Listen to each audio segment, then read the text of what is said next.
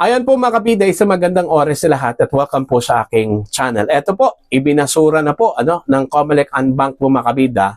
Ito hong motion for reconsideration po ni Congressman-elect Joey Chua Uy, ang nanalong kongresista po sa 6th District po ng Maynila mga kabida, laban ho kay Congressman Benny Abante.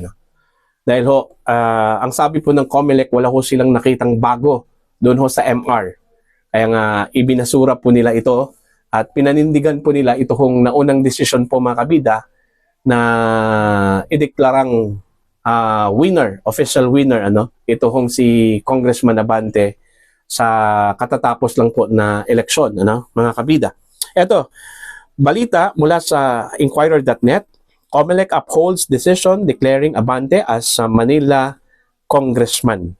The Commission on Elections, COMELEC, Unbank, has upheld the decision of the COMELEC 2nd Division to annul the proclamation of Manila City 6th District Representative-elect Joey Chua Uy and to declare Bienvenido Benny Abante Jr. as the rightful winner of the congressional race. In a 12-page resolution dated June 30, the COMELEC Unbank denied the motion for reconsideration filed by Uy. The Unbank also directed the Manila City Board of Canvassers to reconvene and proclaim Abante as the duly elected representative of the city's 6th district. So malinaw po mga kabida, ibinasura po ito hong MR po ni Uy, siguro dahil wala ho silang nakitang bago doon po sa kanya pong motion for reconsideration na pwede hong ma-reverse ito hong naunang decision po ng 2nd Division po mga kabida. Okay? Pero ang tanong ho dito, bakit po hindi sinunod ng COMELEC yung decision po ng Korte Suprema na hindi ho pwedeng pumalit ito hong second placer, Kung maalala po ninyo mga kabida, last week lang po, naglabas po ng desisyon ang Korte Suprema, doon po sa Dato Ali Magunda Dato versus COMELEC, kung saan po ay inabandon na po ng SC, ito hong naunang jurisprudence mga kabida na pwede hong humalili o pumalit ito hong second placer doon po sa na-disqualified na nanalo sa eleksyon okay, kasi ho ang sabi po ng Korte Suprema mga kabida wala hong legal basis yon, kaya nga ibinasura na po nila yung naunang desisyon po ng Korte Suprema at pinagbawalan yung second placer na maging kapalit doon po sa official winner na nanalo pero na-disqualified po ng Commission on Elections mga kabida baka kung may mag-question diyan sa SC mga kabida baka po baka i-entertain po yan ng Korte Suprema mga kabida, basta yun yung desisyon at hindi naman po siguro pwedeng labagin po ng COMELEC yung desisyon po ng Korte Suprema, okay? Pero yung decision kasi, hindi kasi yun intended para ho kay Abante, mga kabida, yung desisyon ng Korte Suprema. Intended yun doon ho sa petition ho, ng COMELEC versus kay Dato Pax Ali Magunda Dato po ng Sultan Kudarat. Para sa akin po, tama naman po siguro yung desisyon po ng COMELEC, na pinanindigan po nila ito kung naunang desisyon. Kasi ho, nung lumabas po itong bagong ruling po ng Korte Suprema mga kabida, ang sinunod pa po ng COMELEC yung previous na ruling na pwede hong pumalit ito hong second placer, mas nauna po itong decision po nila na ipalit ito hong si Abante kay Uy kaysa dito ho sa ruling po ng Korte Suprema. After several days pa po yun So, pinanindigan po nila yung naunang desisyon. Pero bahala na po kung meron pong magpetisyon po mga kabida kay Abante sa Korte Suprema.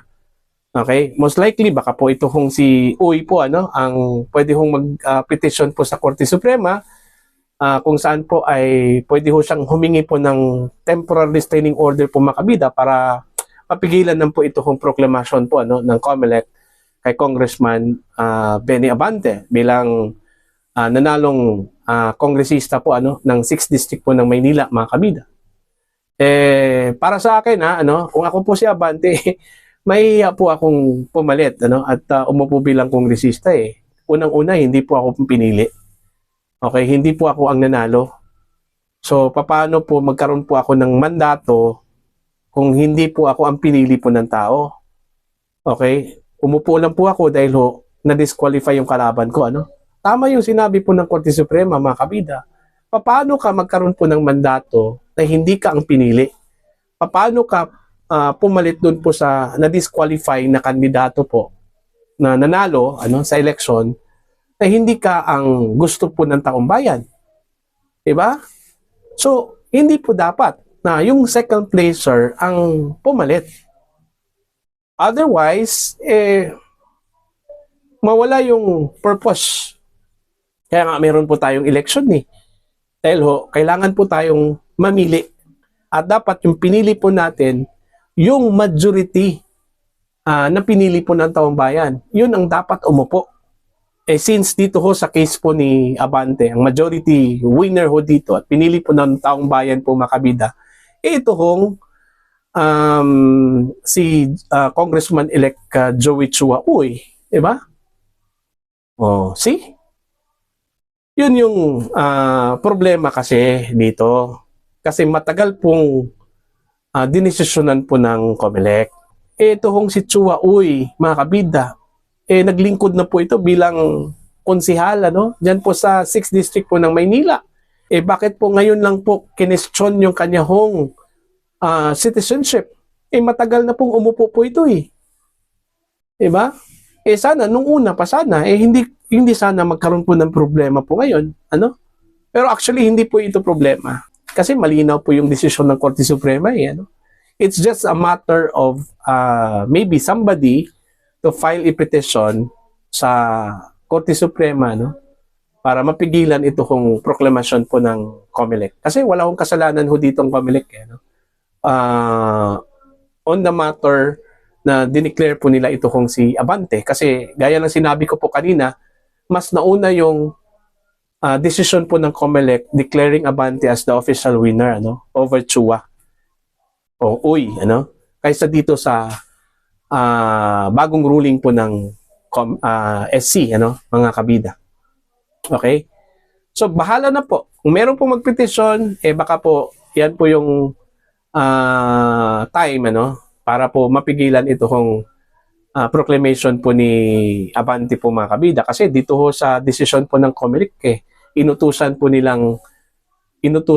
ito Manila Board of Canvasser po, mga kabida, na mag-reconvene, in order to proclaim Congressman Benny Abante as the official winner dyan po sa 6th District po ng Maynila. Po.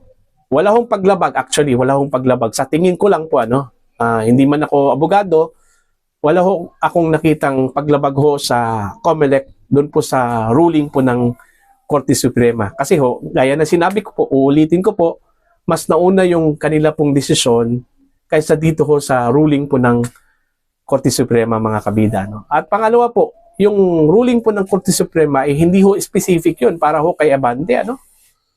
Okay? Petition yon involving Pax Ali Magundadato ng Sultan Kudarat versus COMELEC. Nagkataon lang po na nagdesisyon ito Korte Suprema dito sa petition ng COMELEC versus Dato Ali o Pax Ali Magundadato po ng Sultan Kudarat, mga kabida. So, yan lang po, kung ako si Abante, mahihiya din ako, na umupo dyan. Kahit nasabihin po na ang COMELEC ang may utos, pero mahihiya po ako, na umupo dyan na hindi po ako ang pinili po ng taong bayan. Kumbaga, parang nanalo lang po ako dahil yung pinili po ng taong bayan ay dinisqualify po ng Commission on Elections because of the ground na questionable yung kanyang citizenship, mga kabida. Pero hindi pa po huli ang lahat, hindi pa po katapusan ng mundo para po kay Congressman-elect Uy, pwede po siyang dumulog sa Korte Suprema, mga kabida. At yun yung final decision po, hindi itong COMELEC unbank, mga kabida. Kung sa COMELEC natalo po siya, may posibilidad po na mananalo po siya sa Korte Suprema, ma-reverse yung decision po ng COMELEC po makabida, magdedepende po yon sa ebidensyang isusumiti po niya, no? At argument na pwede ho niyang ipaliwanag po makabida sa mga maestrado po ng Korte Suprema. So para po sa inyo, ano po ang inyong opinion at pananaw ko dito, please comment down. Sa mga hindi pa po subscriber sa aking channel, please subscribe. Just click the subscribe button, click the notification bell, click all para updated pa kayo makabida sa aking mga uploads. Thank you very much.